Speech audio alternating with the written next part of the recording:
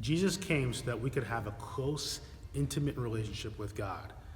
And that's powerfully demonstrated to us in the prayer that Jesus taught us to pray, what we call the Lord's Prayer. Remember how that prayer starts. It's Matthew 6, verse 9. It says, "Our Father in heaven, hallowed be your name." You know, the last half of verse 9, I think, really says what we would think of when we think of that name God. He's in heaven. He's hallowed. Another word for hallowed is holy. In other words, that he's set apart. He's far away from us.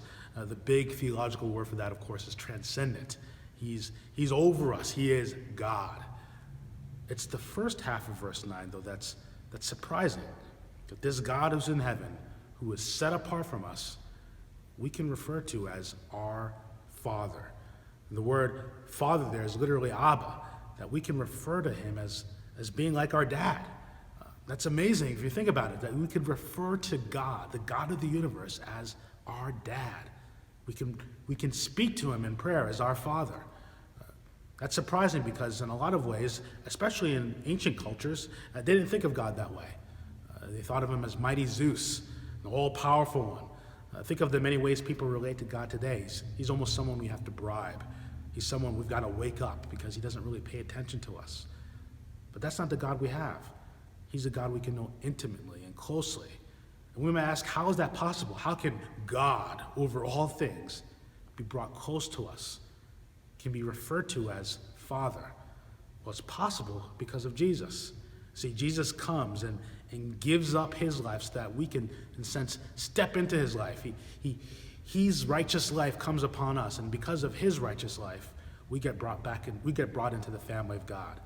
And see, the fact that Jesus is the Son of God allows him in a unique way to give us sonship, to give us the ability to be brought into the family in such a way that we can look upon God and talk to God and refer to him as Father.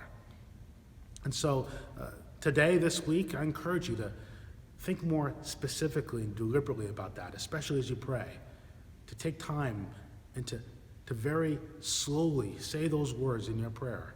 Father, my God, my Father.